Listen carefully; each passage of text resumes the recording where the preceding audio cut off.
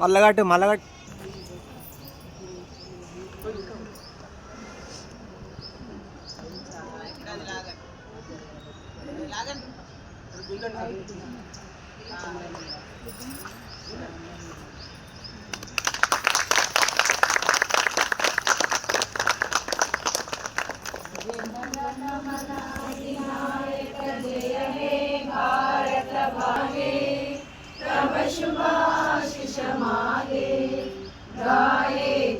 जय गाथा जनगण मंगलदायक जय हे भारत भाग्य विधाता जय हे जय हे जय हे जय जय जय जय हे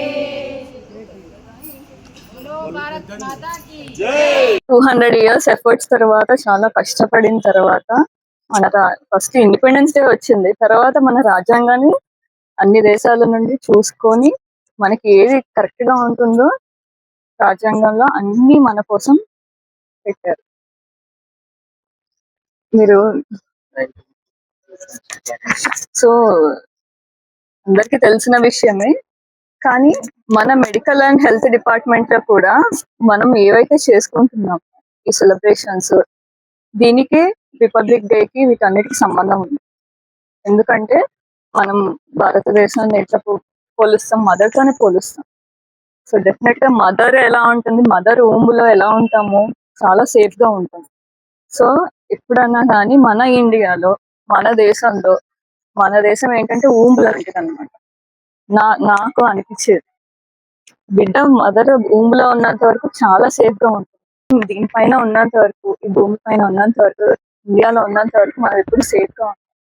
so every time independence day కానీ రిపబ్లిక్ డే కానీ ఇది ప్రతి ఇండియన్ కంపల్సరీ ఉంటుంది.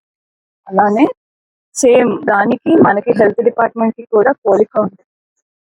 ఎందుకంటే వేరే డిపార్ట్మెంట్స్ అన్ని తర్వాత వస్తాయి, ఫైనాన్సెస్ అన్ని తర్వాత వస్తాయి, కానీ బేసిక్ ప్రొటెక్షన్ అంటే మదర్ హోమ్ లో ఎట్లా ప్రొటెక్షన్ ఉంటుందో ఫస్ట్ అలానే మన ఇండియా నుండి పౌరులకు ప్రొటెక్షన్ వస్తుంది. సో హెల్త్ అన్నది బేసిక్ లైఫ్ అన్నమాట. సో మనమందరం ఆ హెల్త్ కేర్ డిపార్ట్మెంట్ లో ఉంటున్నందుకు నిజంగా నాకు ఎప్పటికీ చాలా హ్యాపీగా ఉంటుంది. నెక్స్ట్ ఏంటంటే దాంట్లో మెయిన్ గా ఉమెన్ ఉంటారు. సో వాళ్ళు ఎప్పుడు ఆ మదర్లీ హెల్ప్ అన్నది, సపోర్ట్ అన్నది పిల్లల దగ్గర నుండి పెద్దవాళ్ళ దగ్గర వరకు అందరికీ ఇస్తారు.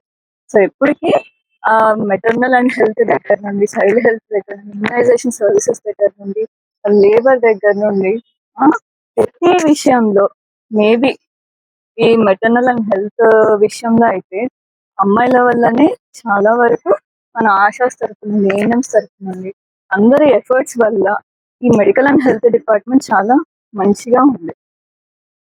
సో అలా నేను ఇప్పుడు రిపబ్లిక్ డే, ఇండిపెండెన్స్ డే అంటే అందరికీ ఫ్లాగ్ హాస్టింగ్ ఇవే ఉంటాయి, కానీ ఇది మాత్రము మన మెడికల్ అండ్ హెల్త్ డిపార్ట్మెంట్ చేసే సర్వీసెస్ లైఫ్ అండ్ డెత్ తో రిలేట్ అయి ఉంటాయి కాబట్టి ఈ రెండు కూడా హ్యాపీగా ఎప్పుడూ ఉంచుతాయి అన్నమాట మనల్ని.